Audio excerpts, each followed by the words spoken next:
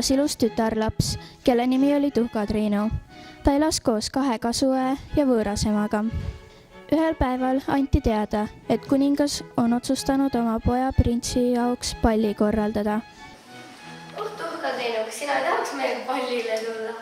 Mul on väga palju tööd, ma ei saa. Mis me pallile? Aga sina, Tuhka-Triinu, jääd koju. Sul on liiga palju tööd.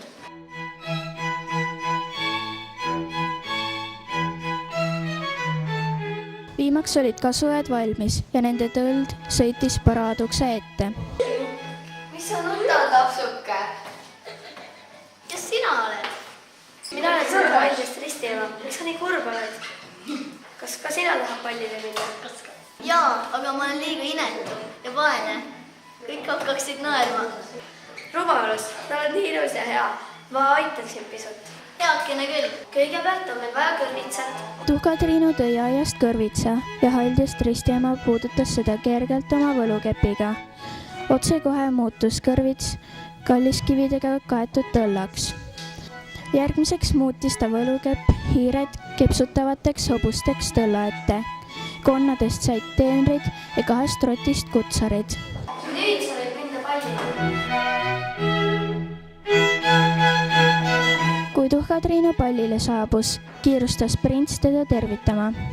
Prints ulatas talle käe ja saatis ta suurde saali. Tunnid möödusid nagu minutid. Tuhka-Triinu tantsis ja vestles printsiga. Siis hakkas kell südaööd lööma, hirmul, et ta võib omadega vahele jääda. Siis tuiskas ta trepist alla, hüppas tõlda ja oligi läinud.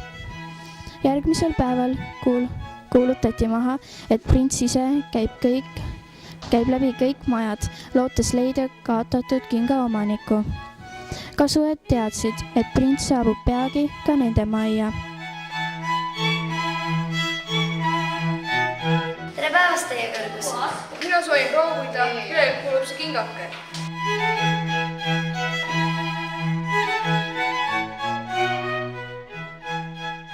Ma võin ka proovida. Sina! Ja kõigest köögitüdruk. Sa proovid? Tuhka-Triinu istus toolile ja prints ulatas talle kinga. See sobis täpselt.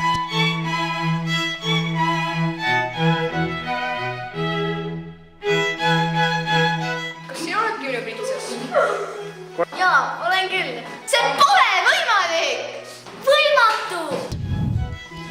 Kuid Tuhka-Triinu võttis taskust teise kristallkinga ja pani selle jalga. Prints võttis Tuhka-Triinul käest ja viis ta paleesse, kus peeti uhked pulmad.